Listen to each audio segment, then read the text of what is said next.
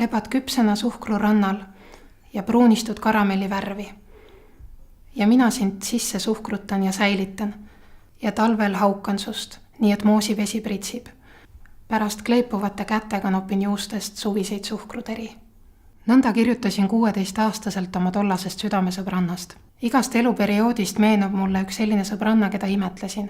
Need olid süütud sõprused, kuid ometi alati tugevad kiindumused. Mul oli nendega alati tore, kuid tihti muutusin armukadedeks, kui silmapiirile ilmusid teised sõbrannad või veel hullem noormehed. Sellised tunded käisid mul alati sõprusega kaasas, kuid pärast koolivahetust sõbrunesin uue klassiõe Annikaga.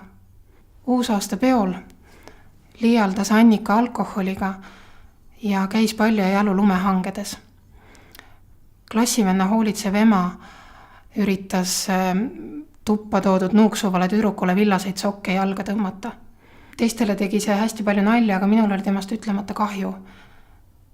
Tol ööl magasime esimest korda teineteise kaisus, jalad kokku põimitud, et külmunud varbaid soojendada.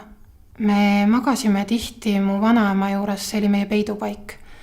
Me pagesime Annika noormehe eest, kes ei mõistnud, miks tüdruk nii tihti sõbranna juures ööbib, klassiõdede eest, kes jälgisid meie helluse avaldusi õela uudisimuga ja vanemate eest, kes halba aimamata siiski meid umbusklikult usutlesid. Keegi polnud minu jaoks varem nii tähtis olnud, kuid võitlesin ometi mõttega, et see, mis tundus nii õige, võis olla vale. Ajapikku harjusid meie lahutamatusega klassikaaslased, kes meie suhet vaikides tunnustasid ja lõpuks ka Annika ema. Vaid minu vanemad ja vanavanemad, kellega ma sellest tol ajal ei rääkinud, tõrjusid tegelikkust. Meil oli armastus ja me olime väga õnnelikud. Aja möödudes avastasime, et vanaema elutuba pole ainus koht, kuhu mahutada oma maailm ja meie pole ainsad, kes sellesse maailma kuulusid.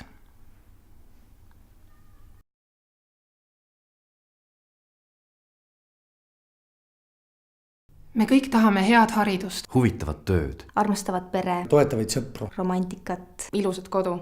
Me elame üksteise kõrval. ja meie unistused ja elud on nii sarnased. Aga millegi pärast me ei suuda seda näha. Tee ometi silmad lahti ja näe Näe ja näe ja näe inimest. inimest.